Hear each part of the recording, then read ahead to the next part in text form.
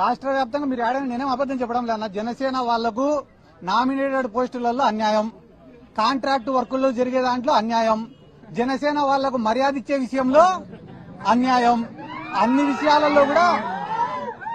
విషయాలలో వాళ్ళు నెత్తి నోరు కొట్టుకుంటా అంటే కూడా ఈ పవన్ కళ్యాణ్ స్పందించుకోవడం లేదు.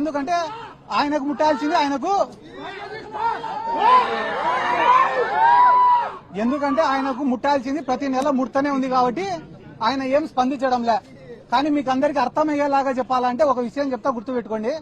చంద్రబాబు నాయుడు గారు ఈడ పవన్ కళ్యాణ్, లోకేష్ ఇద్దరు కూర్చొని ఉంటే 3 వస్తువులు ఇచ్చినాడంట పంచుకోమని చెప్పి. ఒక దుప్పటి ఇచ్చినాడంట, ఒక చెట్టు ఇచ్చినాడంట, మూడోది ఒక ఆవుని ఇచ్చినాడంట. మీరిద్దరు పంచుకోండిరా ఆస్తులు అని చెప్పినాడంట.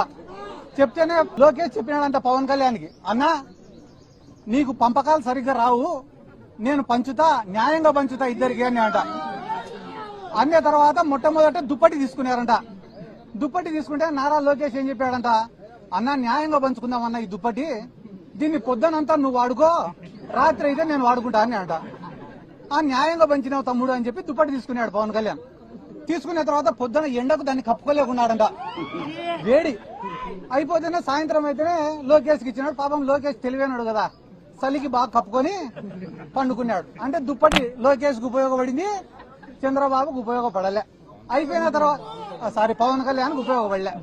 అయిపోయిన తర్వాత ఇద్దరు చెట్టుకాడికి వినారు. చెట్టుకాడికి పోతే మళ్ళా లోకేష్ వచ్చి, అన్నా ఇది కూడా న్యాయంగా పంచుతానా, నేను అధర్మం పాటించాను అని చెప్పి, చెట్టు పై భాగం అంతా నేను తీసుకుంటా, కింది భాగం అంతా నువ్వు తీసుకొని నాన్న అంట. అంటే చెట్టుకు నీళ్లు పోసేదంతా పవన్ కళ్యాణ్, వచ్చిన పండ్లు తినేదంతా లోకేష్. అయిపోయిన తర్వాత మళ్ళా మూడోది ఆవు కాడికి పోయినారట. పోయి, అన్న ఇది కూడా నేను న్యాయంగా పంచుతానా, ఆవుకు ముందు భాగం అంతా నువ్వు తీసుకో, వెనక భాగం అంతా నేను తీసుకుంటా అని అంట.